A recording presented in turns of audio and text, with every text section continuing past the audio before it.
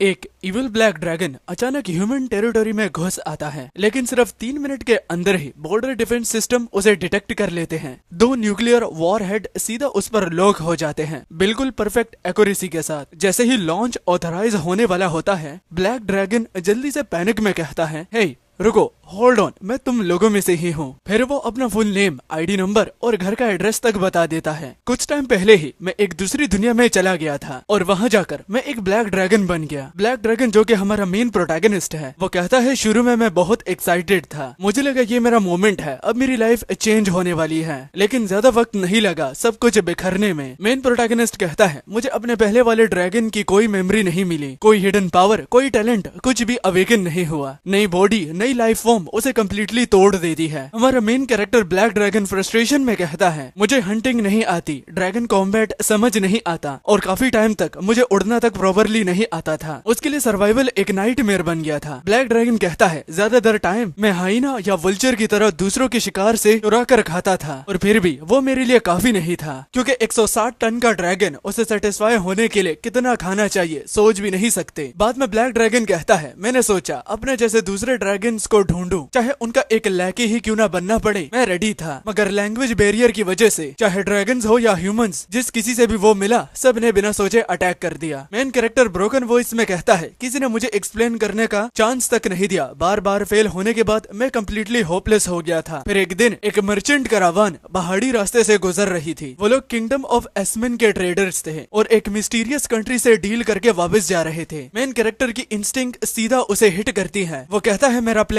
Simple था, जैसे ही वो पास आएंगे मैं अटैक करके 1-2 घोड़े खा लूंगा। लेकिन वो ड्रैगन अपनी प्रेजेंस कंट्रोल नहीं कर पाया। 1 किलोमीटर दूर से ही सबने उसकी प्रेजेंस फील की, तो अब ड्रैगन के पास कोई भी ऑप्शन नहीं था और वो सीधा चार्ज कर गया। वो सीधा जाकर एक घोड़े को गिरा देता है और जैसे ही खाने वाला होता है तो उसकी नजर एक बैग पर पड़ती है जो कार्ड से गिर गया था। उस बैग पर लिखा होता है फाइन लोडिसाइज सॉल्ट। मेन कैरेक्टर उसे देख के शॉक हो गया, ये कैसे हो सकता है। उसकी आंखें देखकर फट जाती हैं और फिर धीरे धीरे आंसू निकालने लगता है। एक ड्रैगन आसानी से नहीं रोता, लेकिन ये मोमेंट उसके लिए सब कुछ था। किसी को नहीं पता था पिछले 6 महीने मेरे लिए कैसे थे। मैं भूख से मिट्टी तक खा चुका हूँ, रातों को नींद नहीं आती थी। कंफ्यूजन की वजह से मैं अकेला आसमान से बात करता था, घर याद करके। मैं पहाड़ों पर खड़े होकर चीखता था गुस्से और दर्द से, बिल्कुल अकेला। लेकिन अब सब बदलने वाला था। अब मुझे एक डायरेक्शन मिल गई है। वो आदमी से पूछता है ये सब तुम्हें कहाँ से मिला। वो आदमी डर के मारे हकलाते हुए बोलता है कि ये सब हमने शिया कंट्री से ट्रेड किया है। शिया कंट्री इस दुनिया में भी आ चुका था। ड्रैगन कहता है मुझे वहाँ ले चलो। रास्ते में बात करते हुए मुझे पता चला कि उस आदमी का नाम मुट्ठी था। भाई ये कैसे नाम है। मुट्ठी एक प्रोफेशनल मर्चेंट जो पहले भी कई बार शिया कंट्री के साथ ट्रेड कर चुका था। शिया कंट्री एक बहुत ही मिस्टीरियस जगह है। मुट्ठी ने ये ड्रैगन से बोला। उसने बताया कि वो खुद भी लगभग 6 महीने पहले अचानक इस दुनिया में आ गया था। शिया कंट्री के बॉर्डर्स और इस नेटिव वर्ल्ड के बीच एक बैरियर था, एक तरह का कंटेनमेंट वॉल, और उस बैरियर के अंदर और बाहर दोनों बिल्कुल अलग वर्ल्ड्स थे। मुट्ठी कहता है अंदर जहाँ शिया कंट्री है वहाँ मैजिक एग्जिस्ट ही नहीं करता। वहाँ एक चीज होती है साइंस। उस कंट्री के रूल्स, उसके एनवायरमेंट्स नेटिव कंट्री से कम्प्लीटली अलग था। जो भी नेटिव क्रीचर अंदर जाता है उसका बॉडी एनवायरमेंट के साथ मैच नहीं करता। कुछ लोग सिर्फ बीमार पड़ जाते हैं और जो ज्यादा अनलकी होते हैं वो सीधा मर जाते हैं। और इसी वजह से शिया कंट्री के लोग भी बाहर नहीं आते। उनके बॉडीज में मैजिकल एलिमेंट्स के लिए इंफिनिटी नहीं होती। प्रोटेक्शंस के बिना वो बाहर सर्वाइव नहीं कर सकते।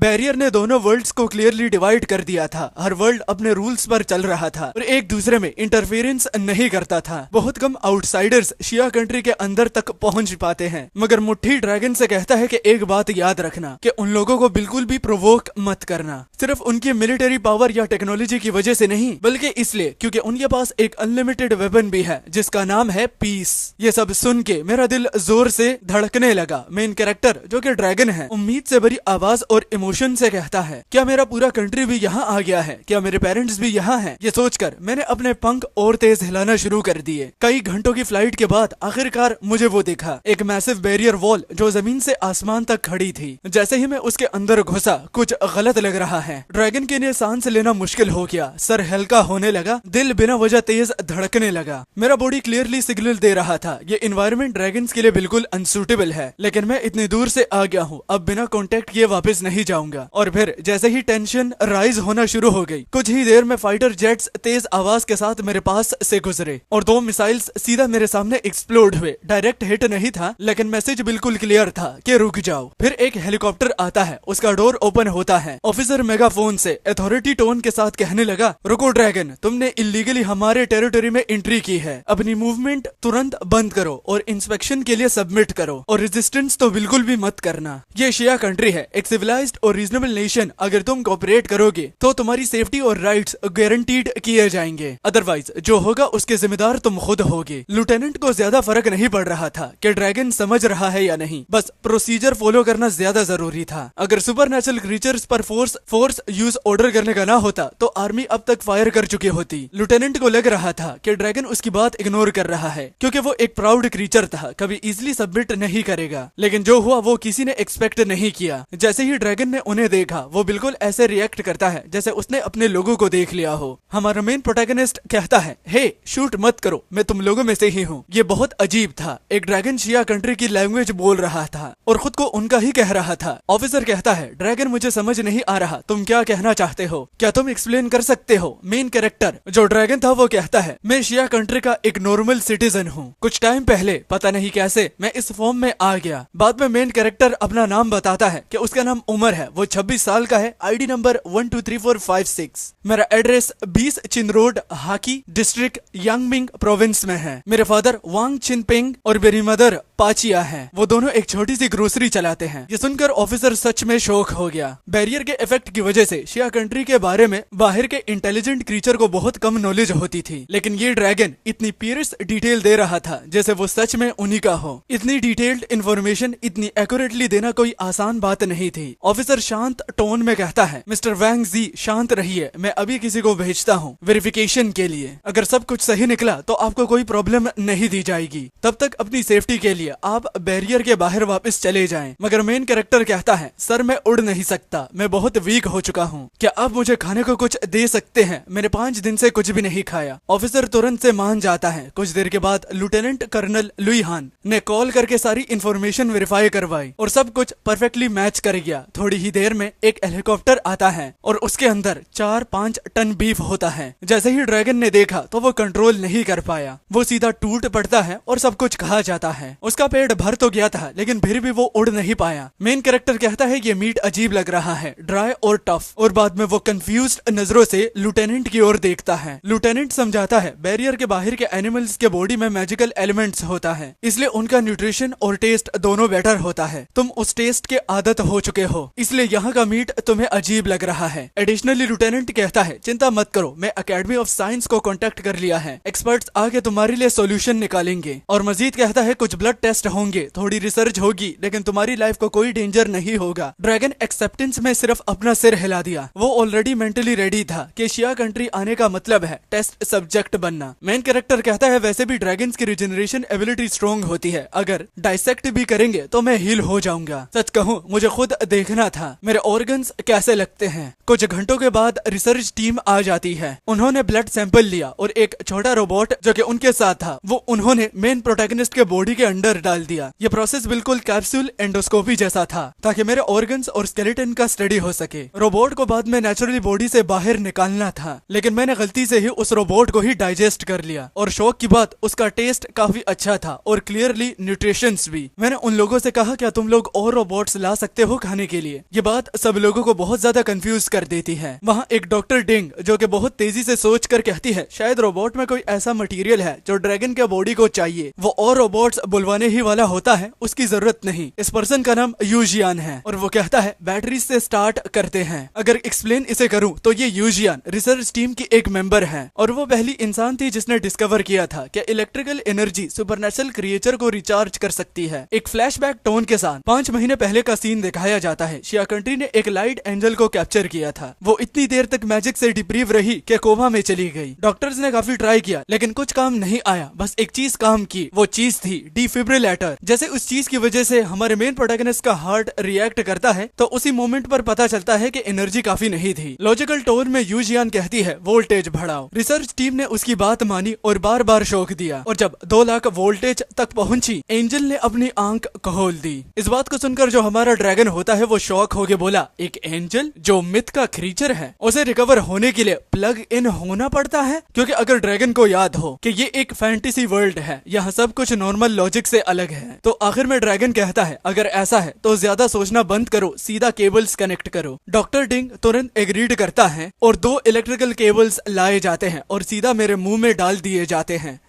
जैसे ही करंट मेरे बॉडी में फ्लो करता है, ड्रैगन कहता है मुझे एक इंटेंस फीलिंग क्लियरली फील हुई, जैसे उसका बॉडी वापस एक्टिवेट हो रहा हो। मैजिकल डिप्रीवेशन का इफेक्ट धीरे धीरे कम होने लगता है। बाद में ड्रैगन सेटिस्फाइड तो हो जाता है, लेकिन उसने केबल्स दांतों से पकड़ लिए और भी पावर ड्रॉ करता रहा। ड्रैगन कहता है कि एक्सप्लेनेशन बिल्कुल सिंपल है, ये एंड्रेलाइन जैसा फील हो रहा है, मेरा पूरा बॉडी बस कर रहा है और मैं स्ट्रॉन्गर फील कर रहा हूँ। बाद में मेन कैरेक्टर जोकिंगली कहता है अगर सिर्फ चार्जिंग से स्ट्रॉन्ग होना इतना इजी है तो ये सिस्टम तो काफी लो लेवल लगता है। मिस्टर डिंग स्लाइटली स्माइल करते हुए कहते हैं मिस्टर हान ये बिल्कुल भी लो लेवल नहीं है। डॉक्टर कहते हैं शिया कंट्री के इस दुनिया में आने से पहले यहाँ इलेक्ट्रिसिटी एग्जिस्ट ही नहीं करती थी। मेन कैरेक्टर शॉक में बोलता है मतलब टेक्नोलॉजी डेवलप नहीं हुई थी। तो डॉक्टर सीरियस टोन में कहते हैं नहीं, मेरा मतलब है इलेक्ट्रिसिटी लिटरली एग्जिस्ट ही नहीं करती थी, ना कोई फ्री इलेक्ट्रॉन्स ना कोई पोटेंशियल डिफरेंस। लाइटनिंग और मैजिक इफेक्ट्स एग्जिस्ट करते हैं लेकिन उनका फिजिक्स कंप्लीटली अलग है। और फिर एक और शॉकिंग ट्रुथ सामने आता है।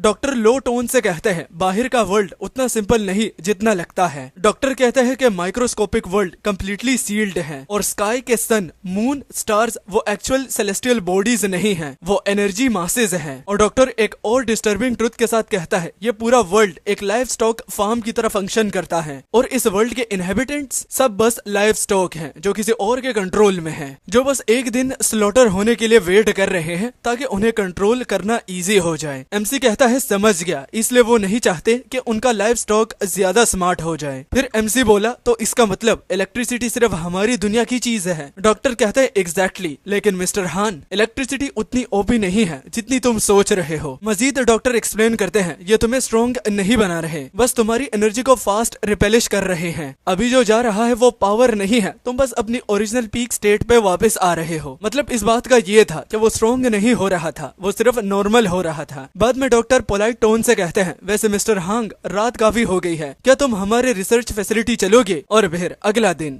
बोंग रिवर मिलिट्री डिस्ट्रिक्ट के एक रिसेप्शन रूम में हांग के फादर थे जो कि शॉक में कहने लगे मतलब मेरा बेटा ड्रैगन बन गया है। ऑफिशियल्स उन्हें समझाते हैं आपका बेटा अभी क्लासिफाइड वर्क में है इसलिए घर नहीं आ सकता। फिर उन्हें इनवाइट किया जाता है ताकि वो अपने बेटे से मिल सके। उन्हें बताया जाता है कि हांग काफी स्ट्रेस में था और उसे पेरेंट्स की जरूरत है। कपल्स यानी कि हांग के फादर तुरंत रेडी हो जाते हैं और जब उन्हें सच बताया जाता है कि हमें 100% श्योर नहीं है कि ये ड्रैगन आपका बेटा है, ऑफिशियल्स काफी कोशिश टोन में ये कहते हैं। बाद में प्रोजेक्टर पर वीडियो चलती है, कपल चुपचाप देखते रहते हैं, मगर तभी जो हांग की मदर थी तो वो कहती है मुझे लगता है ये हमारा बेटा ही है। उसकी माँ फनी ऑब्जर्वेशन करती हुई कहती है फॉर्म चेंज हो गया है लेकिन ये जो थका हुआ लेजी डरपोक सा वाइब है ये तो बिल्कुल सेम है। अपनी बीवी के हाँ में हाँ मिलाते हुए हांग के फादर कहते हैं ये पक्का हमारा ही इडियट बेटा है। बाद में लेफ्टिनेंट से वो पूछते हैं हम अपने बेटे से कब मिल सकते हैं और कुछ ही देर में उन्हें वहाँ ले जाया जाता है जहाँ मैं इलेक्ट्रिसिटी चार्ज ले रहा होता हूँ। एक इमोशनल पीक के साथ जैसे ही मेरी पावर बंद होती है मैं आंख खोलता हूँ। मैंने अपने आंखों के सामने अपनी माँ और अपने पापा को देखा। उन्हें देखकर मेरा पहला इंस्टिंक्ट होता है उन्हें हक करना, मगर लेफ्टिनेंट पैनिक में कहते हैं रुको, 170 टन का ड्रैगन अगर हक करेगा तो सीधा क्रश कर देगा। फादर इमोशनल टेस्ट लेता हुआ अपने बेटे से कहता है क्या तुम सच में मेरे बेटे हो? तो ड्रैगन कहता है हाँ डैड मैं ही हूँ, हांग हूँ। और फिर एकदम से फादर रैपिड फायर टेस्ट करते हुए कहते हैं सबसे पहले बताओ ब्लड ग्रुप क्या है, तुम्हें कौन सा फ्रूट पसंद है, टेम्पल फेयर में क्या हुआ था? ड्रैगन नॉस्टैल्जिक और फनी वे में कहता है मैं खो गया था, नहीं एक्चुअली आप मुझे भूल गए थे, मैं 100 मीटर तक आपकी गाड़ी के पीछे रोता हुआ भाग रहा था और आपको पता भी नहीं चला और फिर आपने मुझे 50 रुपए दिए ताकि मैं गुस्सा ना रहूं। और अपने फाइनल क्वेश्चन में फादर बहुत ही अजीब वे में अपने बेटे से पूछता है और कभी गर्लफ्रेंड बनाई? तो ड्रैगन जवाब में कहता है डैड मेरी कोई इज्जत है या नहीं? पेरेंट्स कंफर्म करवाते हुए कहते हैं हाँ ये पक्का हमारा ही बेटा है। ये सुनकर लेफ्टिनेंट ने चैन की सांस ली क्योंकि पेरेंट वेरिफिकेशन फाइनल कंफर्मेशन होती है, जिसके बाद एक होलसम मूवमेंट होता है। फैमिली 2 घंटों तक बैठ के बात कर रही थी, जिसके बाद रात हो गई। तभी डोर नॉक होता है। लेफ्टिनेंट सीरियसली कहता है मिसेस पैन आपने सोशल मीडिया पर कुछ पोस्ट किया है। इनोसेंटली इमीडिएटली जवाब देती हुए कहती है, हाँ मैंने अपने बेटे की फोटो डाली थी। सब लोग फ्रीज हो जाते हैं। लिeutenant सीरियस टोन में कहते हैं, ये नेशनल सीक्रेट है, इसे पब्लिक नहीं होना चाहिए। घबराई हुई एक माँ वो पूछती है कि क्या मैं डिलीट कर सकती हूँ। लिeutenant ऑलरेडी कंफर्म करवाता है, हम ऑलरेडी डिलीट कर चुके हैं, कोई इशू नहीं हुआ। फिर एक और बड़ा डिसीजन लिया जाता है। लिeutenant कहता है, अब से हांग का ऑफिशियल आइडेंटिटी चेंज होगा, क्योंकि अब वो एक नॉर्मल इंसान नहीं, एक न्यूट्रलाइज ड्रैगन होगा और उसका नाम होगा डेओस, वो भी नॉर्थ का पावरफुल ड्रैगन। और इमोशनल रिस्ट्रिक्शन के साथ पेरेंट्स को कहा जाता है कि पब्लिक में उसे अपना बेटा मत कहना, डिस्टेंस मेंटेन करना थोड़ा पेनफुल था लेकिन जरूरी भी। मीनवाइल नेक्स्ट आर की सेटअप में हम देखते हैं रिसर्च इंस्टीट्यूशन में साइंटिस्ट ड्रैगन ब्लड को स्टडी कर रहे थे और उन्हें पता चला ड्रैगन ब्लड से लोग पावरफुल बन सकते हैं और एक रेड ड्रैगन इलीगल ट्रेड कर रही है। डॉक्टर डिंग एक्साइटेडली कहते हैं, परफेक्ट, इसे कैप्चर करते हैं। प्लान सिंपल था, black dragon plus technology is equal to easy win. लेकिन तभी ये पूरा सीन एक फनी मोमेंट में बदल जाता है। डॉक्टर कहते हैं, लेकिन उससे पहले एक इम्पोर्टेंट चीज, हम तुम्हारे लिए एक स्टोरी बनवाएंगे पब्लिक आइडेंटिटी के लिए। एक पावरफुल ब्लैक ड्रैगन जो कि एक बैटल में इंजर्ड होता है और एक ब्यूटीफुल फीमेल एक्सपेंडिशन लीडर उसे सेव करती है।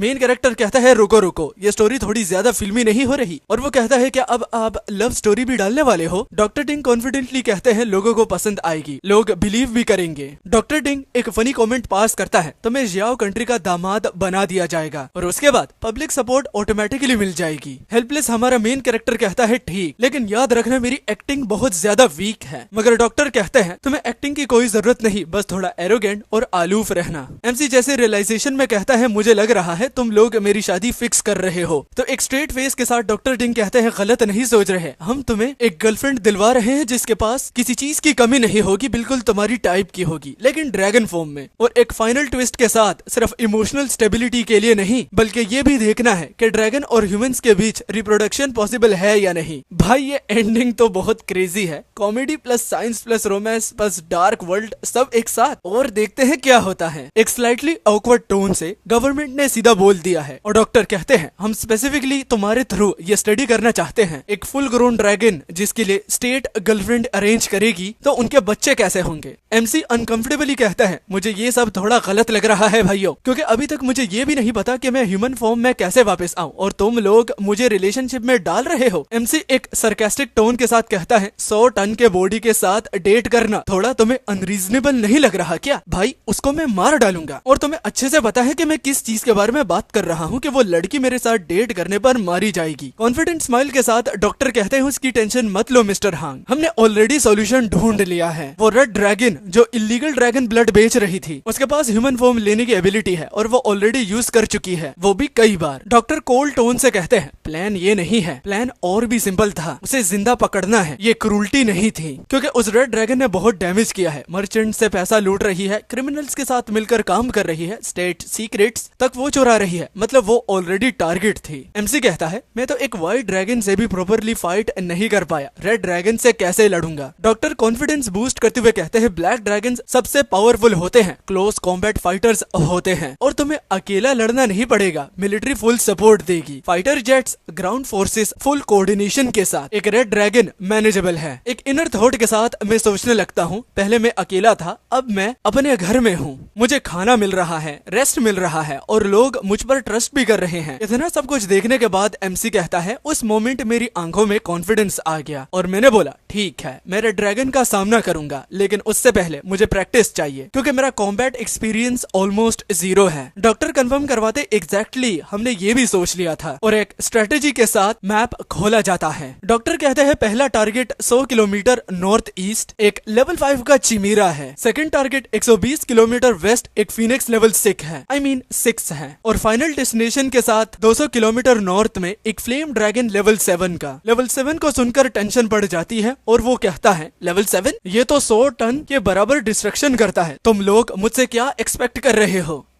तो डॉक्टर डिंग कॉन्फिडेंटली कहते हैं, तुम ऑलरेडी लेवल 7 हो, बस तुम्हें ये खुद रियलाइज नहीं हुआ। मजीद डिटेल में वो कहते हैं, पहले कुछ दिनों में जो इलेक्ट्रिसिटी तुमने एब्जॉर्ब की है वो 40 टन TNT के बराबर है और तुम 1,50,000 वॉट तक एब्जॉर्ब कर चुके हो, मतलब कि 120 टन TNT इक्विवेलेंट पावर तुम्हारे पास है। रियलाइज करने के बाद ड्रैगन कहता है, मतलब मैं ऑलरेडी मॉन्स्टर लेवल का था। तो डॉक्टर कहते हैं, वो भी टैक्टिकल एक्सप्लेनेशन के साथ, फ्लेम ड्रैगन के अगेंस्ट तुम्हारी बड़ी एडवांटेज है, उसकी फायर मैजिक है और तुम्हारी बॉडी हाई मैजिक रेजिस्टेंस रखती है। और ड्रैगन को हाई टेम्परेचर इन्वायरमेंट पसंद होता है, वो उनका नेचुरल हैबिटेट है। मतलब मैचअप ऑलरेडी फेवर में था और अगर कुछ गलत हो गया तो मिसाइल्स यूज करेंगे। बैरियर के बाहर मिसाइल्स वीक हो जाते हैं, लेकिन फिर भी फ्लेम ड्रैगन के लिए काफी होंगे। और अब एक फाइनल पुश के साथ अब मना करने का कोई सॉलिड रीजन नहीं बचता था, तो ड्रैगन कहता है कि ठीक है, मैं ट्रेनिंग प्लान एक्सेप्ट करता हूँ। जिसके बाद 2 दिन के बाद हमें दिखाया जाता है कि ड्रैगन के पेट के नीचे 2 PL-12 मिसाइल्स लगाए गए। एक्साइटमेंट के साथ ड्रैगन कहता है चलो शुरू करते हैं, और फुल एनर्जी के साथ निकल पड़ा। कुछ देर के बाद मेन प्रोटैगनिस्ट कहता है कि मैं टारगेट एरिया में पहुंच जाता हूं। एक बड़ा सा मार्शलैंड ऊपर फाइटर जेट्स ऑलरेडी घूम रहे थे। पायलट रेडियो से ड्रैगन के साथ कांटेक्ट करता है कि मिस्टर हुआंग, चिमीरा आपसे 3 किलोमीटर आगे और राइट साइड पर आपको दिख जाएगा। लॉक्ड इन होते ही ड्रैगन कहता है कि मैं देख रहा हूँ, और पहली फाइट शुरू करने से पहले वो कहने लगा, पहला शिकार चिमीरा, मैं तुम्हारे पास आ रहा हूँ।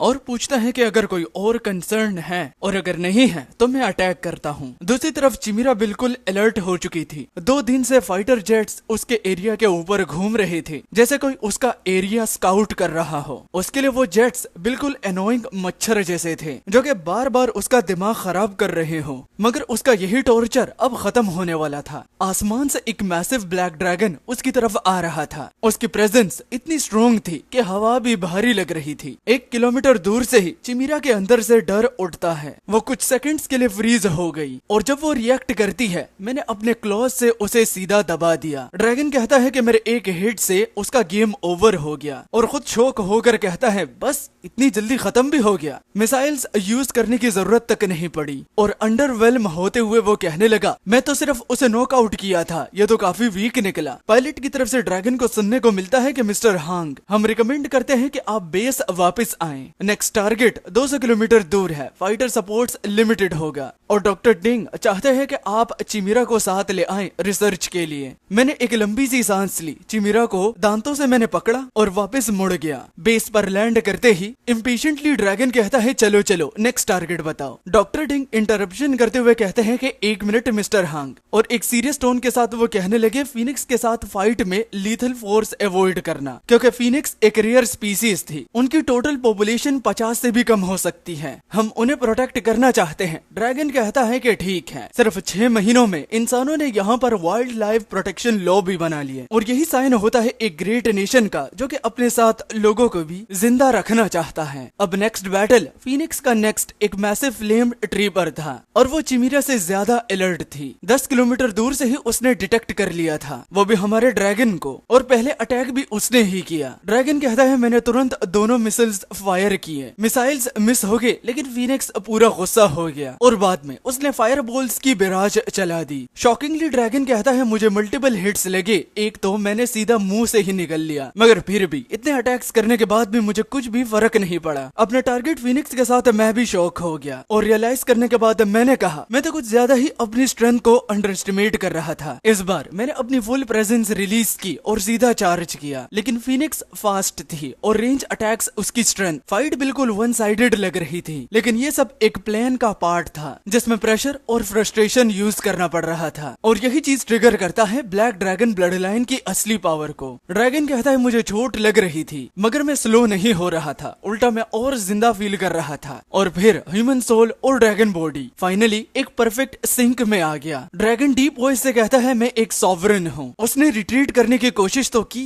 मगर तभी ड्रैगन ओरा चेंज होती है। आसमान से एक मैसिव लाइटनिंग स्ट्राइक आता है और सीधा फीनिक्स को हिट करता है। फिनिशिंग मूव के साथ हमारा ड्रैगन कहता है मैंने उसे पकड़ा और अपने दांतों से चीर दिया। गोल्ड ब्लड हवा में बिखर गया, और फीनिक्स की जो चीख थी बैटलफील्ड में गूंज उठी। सब कुछ लाइव देखा जा रहा था। कॉम्बैट ही ड्रैगन ग्रोथ का फास्ट तरीका है। सब एक्साइटेड थे, सिर्फ डॉक्टर डिंग को छोड़कर। उसे एक डर था, जैसे जैसे ड्रैगन पावर अवेकन हो रही है, क्या हांग अपनी ह्यूमैनिटी लूज कर देगा। और नेक्स्ट सीन विक्ट्री के बाद मैं बेस वापस आता हूँ, और वहाँ वहाँ लुई हान खड़ा होता है, वो भी एक लड़की के साथ। लुई हान मुझसे कहता है कि ये एक साइकेट्रिस्ट है तुम्हारी मेंटल हेल्थ के लिए। सस्पिशियस तरीके से ड्रैगन कहता है मुझे नहीं लगता ये साइकोलॉजिस्ट है, क्योंकि मुझे वो लड़की साइकोलॉजिस्ट से ज्यादा एक ब्लाइंड डेट कैंडिडेट लग रही है। ड्रैगन ऑकवर्ड तरीके से कहता है मुझे लगता है ये मैच सही नहीं है, मगर वो औरत चैलेंजिंग टोन के साथ कहती है अभी मिले ही हैं और तुमने डिसाइड भी कर लिया। क्या तुम्हें लगता है ब्यूटीफुल वुमेन को कंट्रोल करना मुश्किल होता है और इसी वजह से तुम मुझसे डिस्टेंस मेंटेन रखना चाहते हो? एमसी शॉक होके कहता है ये तुम्हें कैसे पता?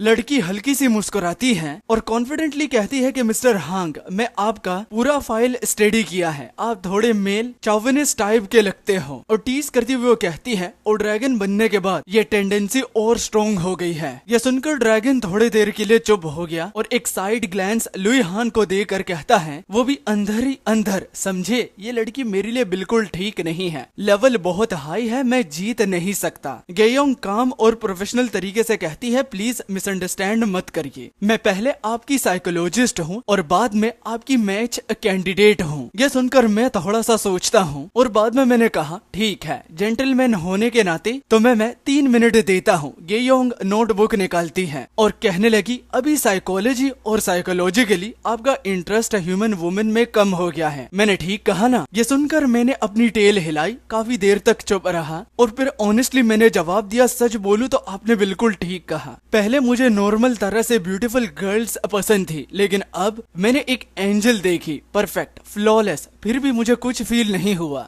एक स्लाइड पॉज के साथ आखिर में ड्रैगन कहता है लेकिन एक फीमेल व्हाइट ड्रैगन को देख के रिएक्शन आया। ये सुनकर गेयोंग हल्का सा सिर हिलाती है और बाद में सिंपल एग्जांपल दे के ये तो नॉर्मल है, जैसे लोग कैट्स को क्यूट समझते हैं लेकिन उससे अट्रैक्ट नहीं होते, बिल्कुल तुम्हारे साथ भी वैसा ही हो रहा है। ये सुनकर मैं कुछ बोल नहीं पाता, मगर फिर आखिर में मैं कहता हूँ तो फिर तुम लोग मेरे लिए मैच क्यों अरेंज कर रहे हो, क्योंकि कोई भी लड़की इस फॉर्म में मुझे पसंद नहीं करेगी। गेयोंग ब्रूटली ऑनेस्ट जवाब देती हुई कहती है बाकी लोगों का तो पता नहीं, लेकिन मैं अभी आपको देख के कुछ भी फील नहीं कर पा रही। ये सुनकर ये बात मेरे दिल पर सीधा लगती है और फिर ड्रैगन सीरियस टोन में कहता है अच्छा अब तुम्हें मेरा अटेंशन ले लिया है और मैं अब उसे ऊपर से देखने लगता हूँ थोड़ा डेंजरस वाइब के साथ। गेयोन थोड़ा सा फ्लस्टर हो जाती है लेकिन कंट्रोल में रहती है। बाद में खुद को इंट्रोड्यूस करवाती है, मेरा नाम गेयोंग है और आप मुझे याद रखेंगे है ना? मगर मैं एक कोल्ड टोन से कहता हूँ जरूरी नहीं है और मैं बाद में अपनी आंखें बंद कर लेता हूँ और कहने लगा अगर यही बेस्ट है तो मैं किसी और को रिक्वेस्ट करूंगा। गेयोंग इरिटेटेड अंदर ही अंदर कहती है क्या बेकार आदमी है। फिर वो स्ट्रेटेजी चेंज करती है और एक काफी शांत टोन के साथ कहती है मैं भी इस गर्लफ्रेंड प्लान से एग्री नहीं करती। ये सुनकर मैं तुरंत समझ गया और मैंने अपने अंदर ही अंदर माइंड में कहा ये रिवर्स साइकोलॉजी है, बोल रही है माना है लेकिन एक्चुअली पुश कर रही है। लेकिन इस बार मैं भसने वाला तो नहीं हूँ।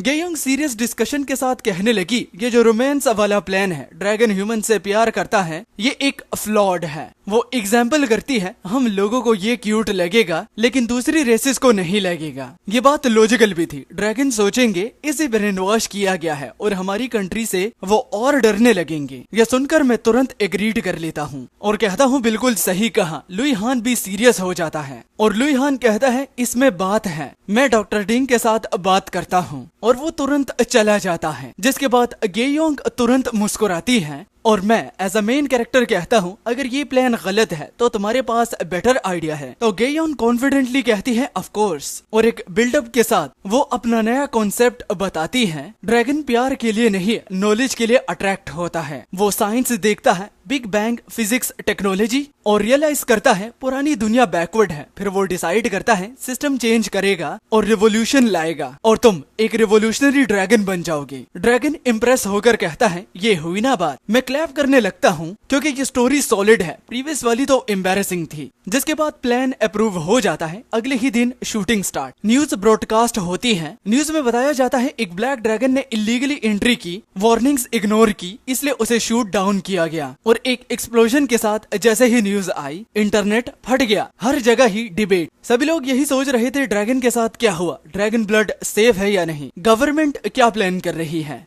न्यूज आने के बाद इंटरनेट लिटरली फट चुका था। कुछ लोग कह रहे थे, वो भी बड़े ग्रीडी टोन में, ड्रैगन का फ्लैश और ब्लड लाइफ एनर्जी से भरा होता है। अगर इंसान उसे कंज्यूम करे तो उसकी जेनेटिक्स इंप्रूव हो सकती है। Public voice number 2 dark idea देता है, हर ड्रैगन को कैप्चर करो, डोमेस्टिकेट करो और ब्रीडिंग के लिए यूज करो। मगर कहते हैं ना कि हाथ की पांचों उंगलियां एक जैसी नहीं होती, तो सभी लोग यहाँ पर एक जैसे नहीं थे। कुछ लोग डाउटफुल थे, नहीं ड्रैगन ब्लड खाने के लिए नहीं होता, अथॉरिटीज झूठ नहीं बोलेगी। मगर फिर भी मेजोरिटी लोगों को लग रहा था कुछ तो छुपाया जा रहा है। और लॉजिक बिल्ड होते ही, क्योंकि बैरियर के बाहर ऑलरेडी केसेस थे जहां लोगों ने ड्रैगन ब्लड पिया और बन गए ड्रैगन ब्लड वॉरियर्स। तो लोगों का सिंपल लॉजिक था, गवर्नमेंट कह रही है ब्लड यूजलेस है सिर्फ इसलिए क्योंकि वो रेयर है और यही ब्लड पावरफुल लोगों के लिए रिजर्व रखा जाएगा। फिर किसी ने एक डेंजरस आइडिया दिया, अगर सच दिखाना है तो ड्रैगन को पब्लिक में लाओ, सिटी में परेड करो, लोग खुद देखकर डिसाइड करेंगे। जो देखा जा रहा था तो वो बहुत ज्यादा अनबिलीवेबल था, मगर लोग कहते हैं कि देखने से ही लोगों का विश्वास आएगा। हर घंटा ये जो डिबेट थी ये और लाउड होती गई। हर वीडियो के नीचे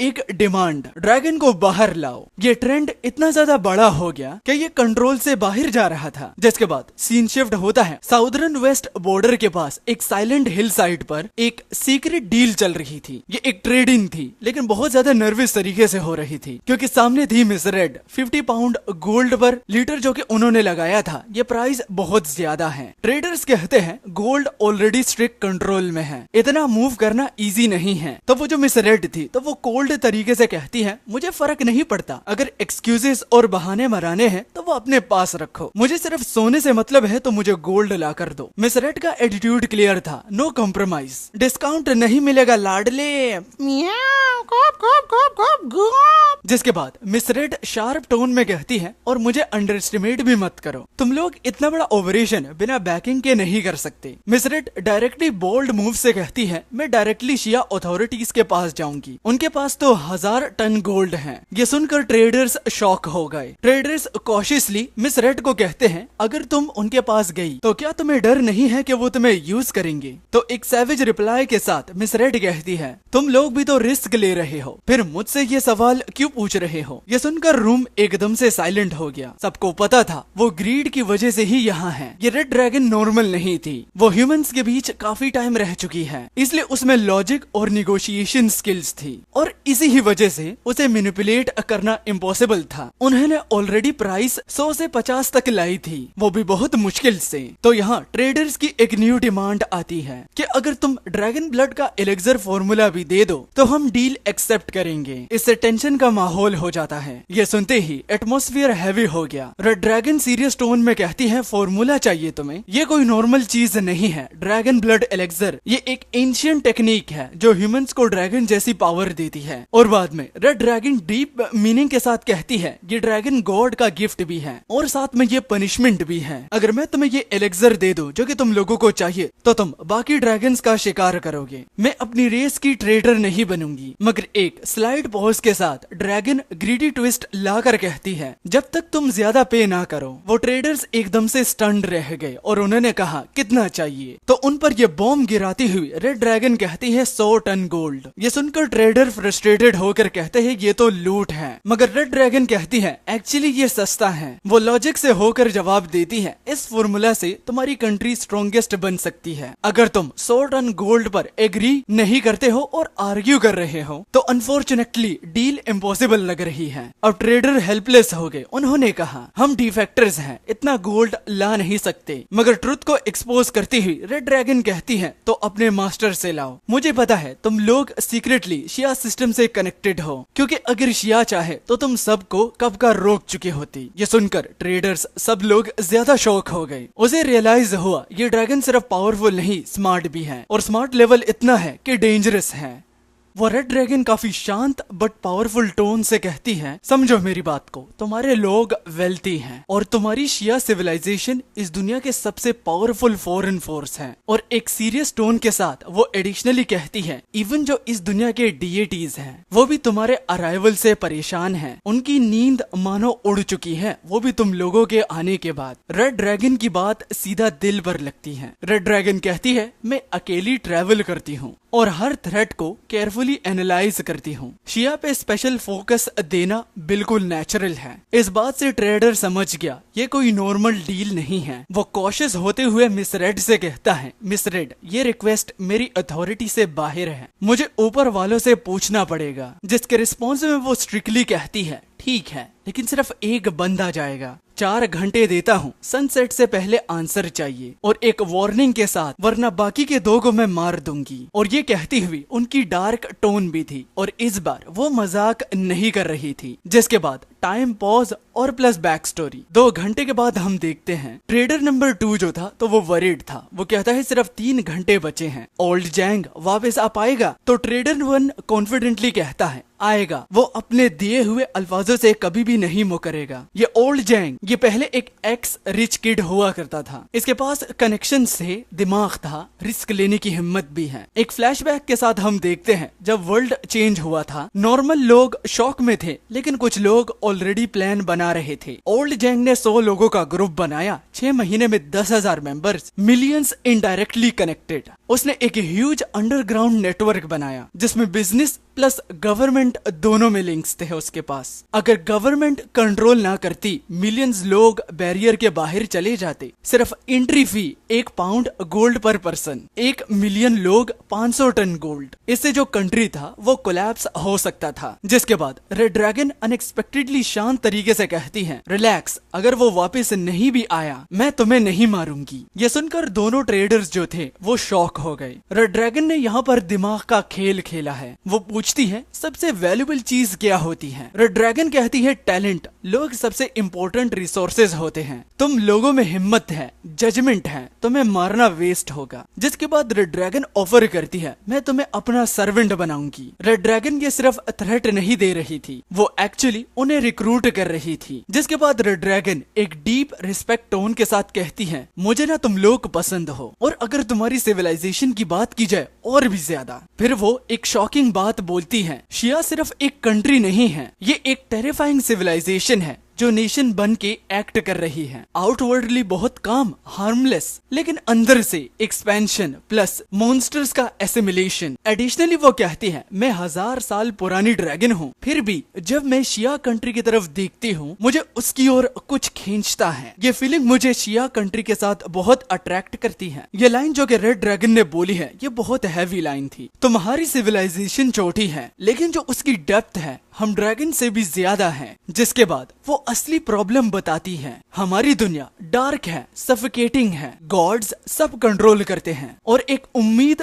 टोन के साथ ड्रैगन कहती है, तुम्हारा अराइवल जैसे हुआ शायद इस वर्ल्ड को चेंज कर सकता है। मगर खैर, इसके बाद स्टोरी दोबारा से मेन कैरेक्टर पर जाती है। वो कहता है, मीनवाइल मैं मिलिट्री ट्रक में पड़ा था, मरने की एक्टिंग कर रहा था और मेरे पीछे फुल कैमरा क्रू फॉलो कर रहा था। पर्पस उनका क्या था? पब्लिक स्टोरी को स्ट्रॉन्ग बनाना। और मुझे बना दिया गया first dragon ever live stream, जिसका टाइटल इन लोगों ने रखा up close with the dragon. इस स्ट्रीम का गोल सिंपल था, लोगों को ड्रैगन्स के बारे में एजुकेट करना और उनका ड्रैगन को खा जाओ वाला माइंडसेट चेंज करना। जबकि एंजल साइड स्टोरी जो कि बहुत इंपॉर्टेंट थी, क्योंकि दूसरी तरफ एक सील्ड लैब में एंजल टीवी देख रही थी। जब उसने देखा ब्लैक ड्रैगन को मिसाइल से गिरा दिया गया तो एंजल बहुत ज्यादा शॉक हो गई। अगर इतना पावरफुल क्रीचर गिर सकता है तो मेरा क्या होगा? उसके दिमाग में एक थॉट आता है, वो रियलाइज करती है मुझे फिजिक्स सीखनी होगी। एक डीप लाइन के साथ, नो योर एनिमीज, अपने एनिमीज के बारे में जानो। लेकिन अंदर से एक रेजिस्टेंस भी था, उसके लॉर्ड का इन्फ्लुएंस। शुरू में वो शिया को हेट करती थी क्योंकि उनकी नॉलेज,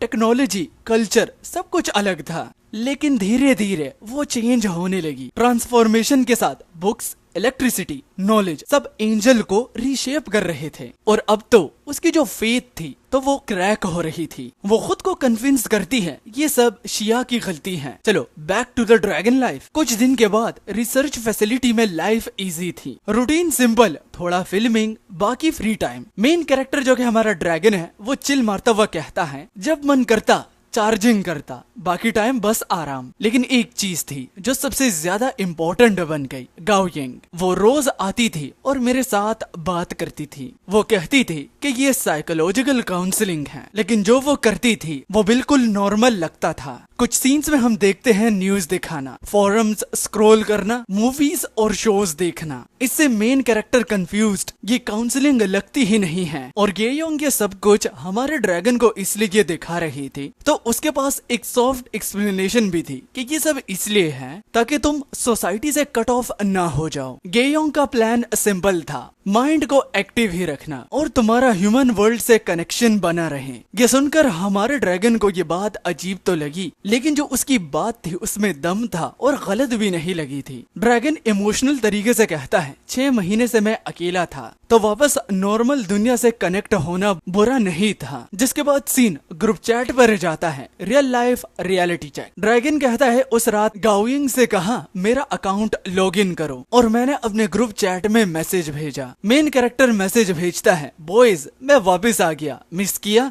जो ड्रैगन के दोस्त थे वो कहने लगे तू गायब था, मुझे लगा तू बैरियर के बाहर भाग गया। ये सुनकर मैं कंफ्यूज्ड हो गया। मेन कैरेक्टर कहता है, बैरियर के बाहर जाना सेफ कैसे है? तो उसके दोस्तों ने एक रियलिटी चेक ड्रॉप किया, नॉर्मल लोगों के लिए अनसेफ है, लेकिन पैसा हो तो सब पॉसिबल है। उसके दोस्तों ने मजीद इन्फॉर्मेशन दी, गोल्ड सेक्रीफाइस करो, डीएटीज तुम्हें प्रोटेक्शन देती हैं। इसका साफ साफ मतलब ये है, पैसा is equal to survival plus power. फिर पता चला उनका एक दोस्त ओल्ड जिया भी बाहर चला गया। एक दोस्त बड़ी ही गुस्से से कहता है, वो बिना बताए चला गया क्योंकि मैं उसे अपना भाई मानता था। और एक और शॉकिंग न्यूज, जो कि जब ड्रैगन पूछता है ओल्ड पैन का क्या हुआ, फ्रेंड्स सीरियस टोन में कहते हैं वो इविल गॉड वॉरशिप में फंस गया। वो हैवी टोन में कहते हैं वो अरेस्ट हो गया क्योंकि उसने एक इविल गॉड की वॉरशिप करना शुरू की, जिसकी वजह से अब वो एक अरेस्ट और डिटेंशन सेंटर में है। एक डार्क ट्रुथ इस दुनिया के बारे में उसके फ्रेंड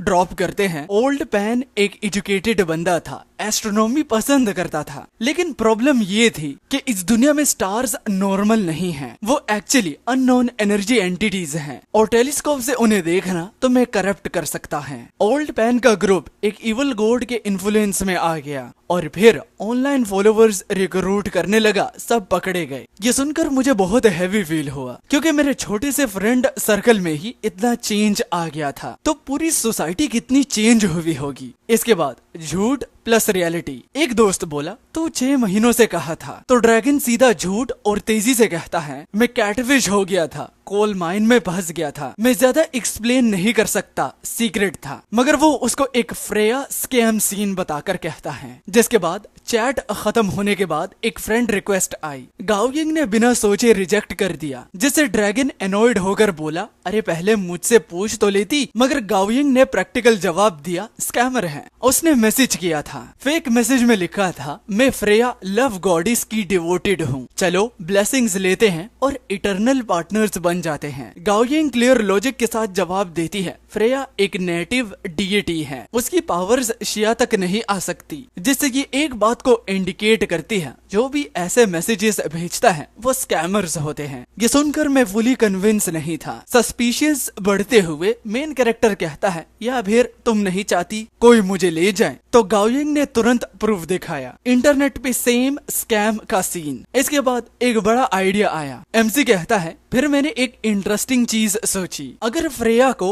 मैच मेकिंग बिजनेस में लाया जाए, मतलब कि डेटिंग एप्स, मैरिज एजेंसीज, ये एक बहुत ही ह्यूज बिजनेस बन सकता है। ये आइडिया एक्चुअली सॉलिड था। तो ड्रैगन सोचता है, अगले टाइम कोई फ्रेया फॉलोवर आए तो मुझसे पूछ लेना। तो गाओयिंग स्ट्रिक्टली कहती है, नहीं, तुम रिस्की सिचुएशन में हो, मैं सब कुछ वेट करूंगी। मुझे ये देख के बहुत मजा आया क्योंकि उसकी सीरियसनेस ही बहुत फनी थी। ड्रैगन आखिर में कहता है, रिलैक्स, मैं इतना भी बेवकूफ नहीं हूँ, मुझे फ्रेया में इंटरेस्ट है, उसके साथ फ्यूचर कोऑपरेशन के लिए मैं कुछ बातें शेयर करना चाहता हूँ। और आखिर में फाइनल मिस्ट्री लाइन के साथ ड्रैगन कहता है, वैसे भी कौन कह सकता है, वो भी एक डीप वॉइस के साथ, कि फ्रेया की पावर्स हमारे बॉर्डर्स के अंदर आ ही नहीं सकती। हो सकता है वो लड़की सच में गॉडिस के गाइडेंस से मेरे अकाउंट तक आई हो, शायद वो मेरी डेस्टिन्ड कनेक्शन हो। गाओयिंग ने तुरंत जवाब दिया, डेस्टिन्ड कनेक्शन ऐसी कोई चीज नहीं होती, और अगर उसकी डिवाइन पावर इतनी ही स्ट्रॉन्ग होती तो वो तुम्हें फ्रेंड रिक्वेस्ट भेजने के बजाय डायरेक्टली कॉल करती। मैं एक सेकंड के लिए रुक गया। गाओयिंग का बोलने का तरीका थोड़ा इंटरटेनिंग लग रहा था। मैंने कहा, मेरा फोन नंबर तो सस्पेंड है, ये तुम्हारा फोन है और तुम्हारा नंबर यूज हो रहा है। गाओयिंग गाओयिंग चुप हो गई, फिर बोली लेकिन फ्रेया एक डीएटी है, अगर उसकी पावर सच में यहाँ तक रीच करती तो उसे तुम्हारा नंबर ढूंढने में प्रॉब्लम नहीं होती। अगर वो लड़की सच में फ्रेया के थ्रू गाइड हुई है तो अभी कॉल आना चाहिए। जैसे ही मैंने ये कहा फोन वाइब्रेट हुआ, अननोन नंबर। गाओयिंग को एक अजीब सी फीलिंग आई लेकिन उसे इग्नोर किया। ये डेफिनेटली स्कैम कॉल है, ये कहकर उसने कॉल कट कर दिया। मुझे भी थोड़ा शॉक लगा लेकिन मैंने कुछ नहीं बोला।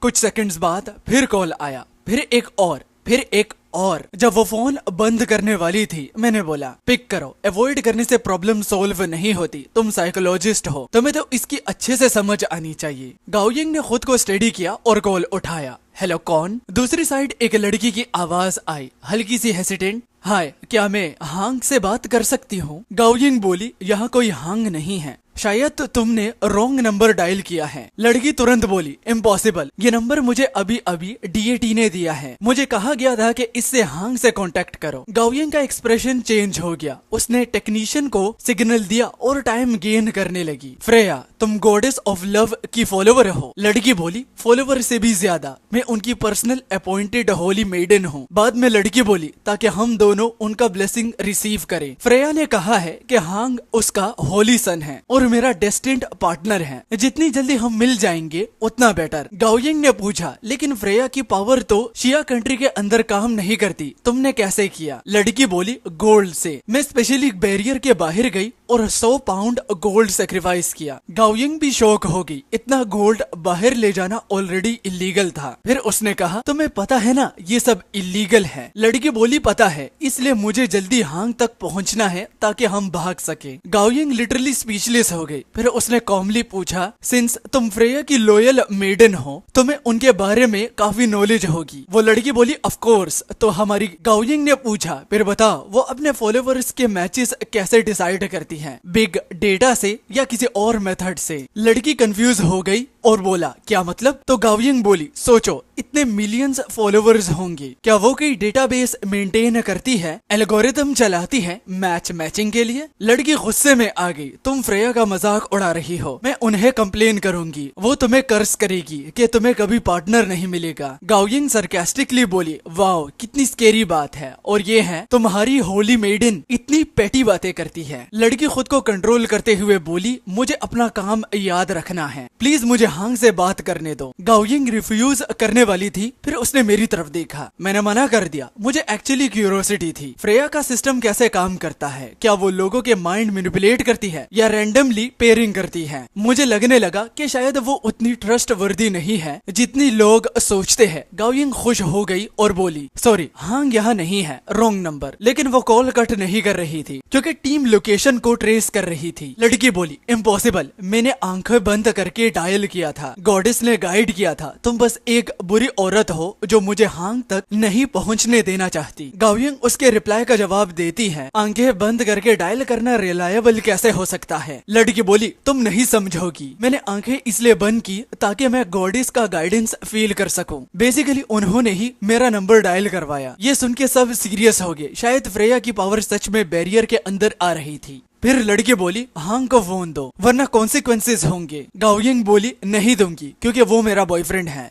लड़की तुरंत बोली झूठ, मैं उसकी गर्लफ्रेंड हूँ, फ्रेया ने डिसाइड किया है। गाओयिंग बोली फ्रेया का कंट्रोल यहाँ तक नहीं पहुँच सकता और न ही उसकी अथॉरिटी यहाँ पर काम करती है। लड़की ठंडी आवाज में बोली ठीक है तुम मेरी एनिमी बन गई हो, मैं उसे ढूंढ लूंगी और फिर तुम्हें रिग्रेट होगा। अब गाओयिंग भी गुस्से में आ गई, वो कहने लगी अभी बता अपना नाम, मिलते हैं फेस टू फेस अगर हिम्मत है। लड़की बोली मेरा नाम वेनरान है, और इसी के साथ कॉल कट हो गया। टेक्नीशियन बोले वो भी कॉल कट करने के बाद सिग्नल इनक्रिप्टेड है, अननोन एल्गोरिथम, शायद फ्रेया की पावर इन्वॉल्व है, इसलिए जब हम उसकी लोकेशन ट्रेस कर रहे थे तो उनको शायद से पता चल गया और सिग्नल्स मिस करने के बाद, मतलब के मैसअप करने के बाद, उन्होंने कॉल को काट दिया और इस कॉल के पीछे ठीक फ्रेया की पावर शामिल है। टेक्नीशियन को लग रहा था कि फ्रेया की पावर ही कम्युनिकेशन को सिक्योर बना रही है। अब सबसे बड़ा सवाल ये था कि फ्रेया ने अचानक मिस्टर हैंग को कांटेक्ट क्यों किया और उसको आखिर ढूंढा कैसे। क्या ये सच में कोई सुपरनेचुरल या मेटाफिजिकल चीज है? लेकिन ऑफिशियल्स का मानना था कि इसका सिंपल एक्सप्लेनेशन हो सकता है, किसी अंदर के फॉलोवर ने इंफॉर्मेशन लीक किया होगा, यानी फ्रेया को किसी ने पहले ही इन्फॉर्म कर दिया होगा कि मिस्टर हुआंग का सीन क्या है और उसी की वजह से यह पूरा इंसिडेंट स्टार्ट हुआ। मगर फिर क्वेश्चन आता है, अगर पहले कहा गया था कि शिया के अंदर डिवाइन पावर्स एंटर नहीं कर सकती, तो फ्रेया का सीन क्या है? फ्रेया कोई माइनर गॉडेस नहीं है, वो शिया के सबसे वर्ल्डली वर्शिप की जाने वाली नेटिव डीएटी है, जिसके 30 मिलियन से भी ज्यादा फॉलोअर्स है। अथॉरिटीज ने इस बात को काफी कॉमली एक्सप्लेन किया और शिया कंट्री रिलीजन की फ्रीडम को रिस्पेक्ट करती है, इसलिए किसी भी डीएटी को कम्प्लीटली ब्लॉक करना प्रैक्टिकली पॉसिबल नहीं है। इसलिए फ्रेया का जो एक्शन था वो उनके लिए अनएक्सपेक्टेड नहीं था, उन्होंने तो इससे भी ज्यादा डेंजरस सिचुएशन पे पहले से ही प्लानिंग कर रखी थी। अब उनका फोकस एक और सीरियस पॉसिबिलिटी पर चला गया कि क्या होगा अगर फ्यूचर में शिया और आउटसाइड वर्ल्ड के बीच जो बैरियर है वो ही कोलैप्स हो जाए। सिर्फ गॉड्स और डीमंस ही नहीं बल्कि और भी सुपरनेचुरल क्रीचर्स एक ह्यूज थ्रेट बन सकते हैं। इसलिए ऑफिशियल्स ऑलरेडी मेंटली प्रिपेयर थे कि ये बैरियर कभी भी फॉल हो सकता है और हो सकता है ज्यादा दूर ना हो, इसलिए उन्हें हर सिचुएशन के लिए रेडी रहना होगा। रात तक फ्रेया का फॉलोवर दोबारा कांटेक्ट नहीं करता। लगता है फ्रेया ने सिचुएशन सेंस करके उसे रोक दिया। मैं अकेला बैठा था, आसमान देख रहा था और मेरी नजर साउथ वेस्ट की एक फेंट स्टार पर पड़ी। लोग कहते थे कि वो फ्रेया का डिवाइन रेल्म है। मैं सोच रहा था कि सुपरनेचुरल बीइंग्स अपने बॉडी पे कितना कंट्रोल रखते हैं। अगर मैं फोकस करूं, क्या मैं अपनी बॉडी के किसी ऑर्गन को डायरेक्टली अपग्रेड कर सकता हूँ? खास करके अपनी आंखों को, उनकी रेंज और पावर इंप्रूव की जा सकती है। और फिर मैंने डिसाइड किया कि मैं ट्राई करूंगा। मैंने आंखें बंद की और अपनी एनर्जी को फोकस किया। मेरा हार्ट से इलेक्ट्रिकल एनर्जी निकलकर दोनों आंखों की तरफ फ्लो करने लगी। मेरी बॉडी के अंदर से लाइट ग्लो होने लगी, जो स्केल्स के थ्रू भी दिख रहा था। ड्यूटी पर जो टेक्नीशियन थे वो तुरंत पैनिक हो गए और मिस्टर डिंग को बुला लिया। थोड़ी देर के बाद डॉक्टर डिंग वहां आए और तब तक मैं अपनी आईज मॉडिफिकेशन कंप्लीट कर चुका था। मैंने एक्सप्लेन किया कि मैंने अपनी बॉडी को अपग्रेड कर लिया है। डॉक्टर डिंग शॉक था और एक्साइटेड भी। उसको समझ में आ गया कि मैं इलेक्ट्रिसिटी से अपनी बॉडी को कंटिन्यूसली चार्ज कर सकता हूँ और अब मैं अपने ऑर्गन्स को भी रीडिजाइन कर सकता हूँ। उसने सोचा अगर ये dragon trillion kilowatt energy absorb कर ले तो हो सकता है कि ये लिटरली गॉड तक को चैलेंज कर सके। वो इस आइडिया को इम्पॉसिबल नहीं समझ रहा था। उसके हिसाब से शिया कंट्री प्लस ड्रैगन मिलकर ओल्ड डीएटीज को सरपास कर सकते हैं। अगले दिन का सीन, अब close with the dragon programme broadcast हुआ। पब्लिक के सामने ब्लैक ड्रैगन का इमेज अब चेंज हो रहा था। पहले वो डेंजरस और अनस्टेबल लगता था और अब उसको वो काम और इंटेलिजेंट शो किया जा रहा था। ऑफिशियल एक्सप्लेनेशन ये दिया गया कि पहले उस पर डिवाइन कर्स था जो अब वीक हो गया है और अब ड्रैगन शिया की साइंस और कल्चर में इंटरेस्टेड ले रहा है। इस स्टेटमेंट के बाद इंटरनेट एक्सप्लोड हो गया। कुछ लोग कह रहे थे इसको कंट्रोल करो, यूजफुल है, और कुछ कह रहे थे ये डेंजरस है, टाइम बॉम्ब है। दो ग्रुप्स बन के और ऑनलाइन वॉर स्टार्ट हो गया। अथॉरिटीज ने डिसाइड किया कि अब स्टोरी को बिलीवेबल बनाने के लिए ब्लैक ड्रैगन को टेम्पररी बैरियर के बाहर भेजना होगा। और अगले दिन न्यूज आई कि ब्लैक ड्रैगन मैजिकल एनर्जी की कमी की वजह से कोमा में चला गया है, उसको सेफली बाहर भेजा जा रहा है। फुटेज आती है जिसमें ड्रैगन को मिलिट्री ट्रक में लोड करके बैरियर की तरफ ले जाया जा रहा था। सब कुछ क्वाइट था, नो सेलिब्रेशन, नो ड्रामा। एक रिपोर्टर को थोड़ा इमोशनल फील होता है क्योंकि ये एक once in a lifetime story थी। वो साइंटिस्ट से पूछती है कि आप सच में बाहर जा रहे हो, ये बहुत डेंजरस है। साइंटिस्ट कामली बोलता है हाँ, रिस्क लेना पड़ता है। ब्लैक ड्रैगन एक एक्सट्रीमली प्राउड क्रीचर है। उसकी रियल फ्रेंडशिप अर्न करने के लिए जरूरी है कि जब वो होश में हो और अलर्ट हो तब उसका एक्सेप्टेंस लिया जाए। इसलिए मुझे उस वक्त वहां होना होगा जब वो बैरियर के बाहर जागता है और मुझे उससे डायरेक्टली बात करनी होगी, वरना अब तक जो भी हमने काम किया है सब वेस्ट हो जाएगा। फिर वो रुकती है और कहती है क्या और कोई बाकी है? अगर नहीं तो मैं निकलती हूँ। इस पर यू जियाओ थोड़ा हेजिटेट करती हुई कहती है एक बात और, क्या मैं आपके साथ आ सकती हूँ? रिपोर्टर वैंग थोड़ी सरप्राइज होती है, फिर फैमिली मना करती है क्योंकि ये डेंजरस था और उनकी फैमिली बड़े ही सख्त अल्फाजों में कहती है बिल्कुल नहीं, वहाँ जाना बहुत डेंजरस है। लेकिन असल में यू जियाओ का प्लान कुछ और ही था। वो जानबूझकर वैंग जियाओबिंग के आसपास रुक रही थी ताकि सिचुएशन ऐसी बनी कि रिपोर्टर खुद साथ चलने की रिक्वेस्ट करे। उसको पता था कि एक स्टोरी को नेचुरल बनाने के लिए सब कुछ डायरेक्टली नहीं बोल सकती, कुछ चीजें ऐसी होनी चाहिए जो रिपोर्टर खुद कहे। वैंग जियाओबिंग फिर रेजिस्ट करती है, लेकिन आपने तो कहा था कि डेंजरस नहीं है, फिर अचानक डेंजरस कैसे हो गया जब मैं साथ चलना चाहती हूँ। यू जियाओ कामली जवाब देती है, तुम नहीं जा सकती, सिचुएशन डिफरेंट है। ब्लैक ड्रैगन के साथ मेरा थोड़ा कनेक्शन है, ट्रस्ट है, लेकिन तुम उसके लिए कम्प्लीटली अननोन हो। वो मुझे टॉलरेट कर सकता है लेकिन तुम्हें नहीं। अगर कुछ भी गलत हुआ मैं रिस्पॉन्सिबिलिटी नहीं ले सकती। लेकिन वैंग जियाओबिंग जिद करती है, आप रिस्पॉन्सिबिलिटी मत लो, बस मुझे साथ ले चलो, जो भी होगा मैं खुद हैंडल कर लूंगी। जैसे ही ट्रक धीरे धीरे बैरियर क्रॉस करता है उसी एग्जैक्ट मोमेंट पर ब्लैक ड्रैगन हिला। अचानक से आसपास का मैजिकल एनर्जी फ्लो चेंज हो गया। हर तरफ से मैजिकल एलिमेंट्स उसकी बॉडी में रश करने लगे। इतना पावरफुल फ्लो था कि हवा में एक विजिबल वोर्टेक्स बन गया। थोड़ी देर में ब्लैक ड्रैगन ने आंखें खोल दी। पूरा एटमॉस्फेयर इंस्टेंटली टेंस हो गया। वो अपनी जगह पे घूमा, अपनी बॉडी को स्क्रैच किया और फिर अचानक एक जबरदस्त रोर के साथ उसने ट्रक के आसपास एक मैसिव ड्रैगन ब्रेथ ब्लास्ट किया। ये अटैक इतना पावरफुल था कि डजन्स ऑफ मीटर्स तक फायर स्प्रेड हुई। ट्रक को एक्सप्लोड करने का टाइम भी नहीं मिला, वो सीधा पिघल कर मोल्टन मेटल बन गया। इस सिचुएशन को देखकर यू जियाओ समझ गई कि अब एंट्री करनी होगी। वो वैंग जियाओबिंग से कहती है, अभी कुछ मत बोलो, मुझे पहले ब्लैक ड्रैगन से कम्युनिकेशन एस्टेब्लिश करने दो। ट्रक अब दोनों को लेकर बैरियर क्रॉस कर चुका था और उसी मोमेंट पर ब्लैक ड्रैगन ने अपना सिर टर्न किया। उसकी बॉडी से डेंजरस एनर्जी कंटिन्यूसली रेडिएट हो रही थी। यू जियाओ कामली कहती है, ब्लैक ड्रैगन घबराओ मत, मैं हूँ तुम्हारी फ्रेंड। फिर वो धीरे से कहती है, तुम्हारी जियाओमिन फ्रेंड। हमारा मेन प्रोटैगनिस्ट उस लड़की को एक लम्हे के लिए घूरता है। फिर वो लड़की जो जियाओमिंग थी अपनी एक्टिंग फुल कमिटेड के साथ आगे बढ़ती है और धीरे धीरे ड्रैगन के बिल्कुल पास चली आती है। ब्लैक ड्रैगन भी उसके मूड को मैच करता है और अपना जायंट ड्रैगन फेस उसके आई लेवल के बिल्कुल करीब ले आता है। दोनों के बीच में ये इंटेंस मोमेंट कुछ मिनट्स तक चलता रहता है। फिर फाइनली ड्रैगन थोड़ा पीछे हट जाता है। वो कहता है, ठीक है, तुम में हिम्मत है, तुम सच में मेरे दोस्त के लायक हो। और फिर वो अपना असली नाम लेता है, मैं डियोस। कभी ग्रेटिट्यूड को समझ नहीं पाया। और वो ऐड करता है, लेकिन आज के लिए मैं तुम शिया लोगों का शुक्रिया अदा करता हूँ, तुमने मेरी जान बचाई। जियाओमिन सरप्राइज होने का एक्ट करती है और पूछती है, डियोस ये तुम्हारा नाम है? ड्रैगन थोड़ा स्काई की तरफ देखते हुए बोलता है, हाँ, लेकिन मैं ये नाम बहुत अरसे से यूज नहीं करता। जियाओमिन क्यूरियस होती है और पूछती है, तुम ऐसा क्यों कहते हो? ड्रैगन जवाब देता है, क्योंकि स्लेव्स को अपना नाम रखने का हक नहीं होता। मुझे एक डीएटी ने 300 सालों तक इंस्लेव करके रखा था। ये सुन के जियाओमिन इमोशनली रिएक्ट करती है, मुझे माफ कर दो, मुझे नहीं पता था ये तुम्हारे लिए पेनफुल होगा। ड्रैगन कामली बोलता है, कोई बात नहीं, मैं अब उस फेज से आगे आ चुका हूँ। पहले मैं तुम लोगों पर बहुत ज्यादा गुस्सा था, लेकिन अब समझ में आया है कि तुम शिया लोगों ने मुझे फ्रीडम दी, रिस्पेक्ट दिया। वो रिस्पेक्टफुली कहता है, इसलिए मैं तुम्हारी काइंडनेस याद रखूंगा। जियाओमिन क्विकली बोलती है, मैं बहुत खुश हुई ये सुनकर। फिर वो इंट्रोड्यूस करवाती है रिपोर्टर को,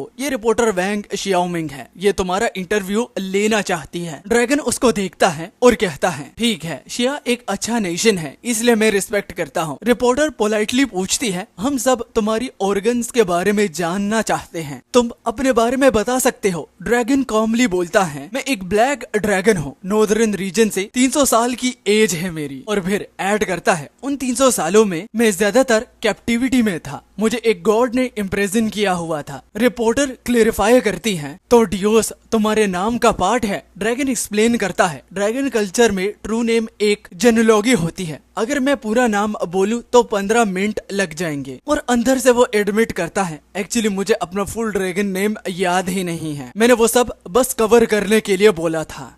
ड्रैगन कहता है उसका ट्रू नेम ड्रैगन लैंग्वेज में होता है, एक बहुत एंशिएंट और कॉम्प्लेक्स मैजिकल लैंग्वेज। इतनी एडवांस लैंग्वेज के नॉर्मल लोग तो क्या उसको रिपीट भी नहीं कर सकते, इसलिए फेक नेम बनाना भी पॉसिबल नहीं होता। वैंग जियांगमिंग थोड़ी डिसअपॉइंट होती है लेकिन इंटरव्यू कंटिन्यू करती है। वो कहती है, मिस्टर डियोस, जब मैंने पहले आपको बैरियर के अंदर देखा था तो मुझे लगा आप बहुत डेंजरस और गुस्से वाले हो, लेकिन आप तो काफी काम और अप्रोचेबल लग रहे हो। ये चेंज कैसे आया? ड्रैगन यानी कि हमारे मेन प्रोटैगनिस्ट ने कामली जवाब दिया, तुम शिया लोग एक एक्सप्रेशन यूज करते हो जिसको तुम मूडी कहते हो। अब जब तुम लोगों ने मुझे रिलीज किया है मैं नेचुरली बेटर मूड में हूँ, लेकिन ये मूड कब तक रहेगा मैं नहीं कह सकता। ये सुन के रिपोर्टर थोड़ा पीछे हो जाती है, फिर वो कॉम्प्लीमेंट करती है, आप शिया लैंग्वेज बहुत फ्लुएंटली बोल लेते हो, क्या ये ड्रैगन्स की नेचुरल लैंग्वेज एबिलिटी है? एमसी एक्सप्लेन करता है, एक मैजिक होता है टंगनेस, उसकी वजह से लर्निंग इजी हो जाती है, तुम्हारी लैंग्वेज इतनी कॉम्प्लेक्स भी नहीं है। फिर रिपोर्टर सीधा क्वेश्चन पूछती है, तो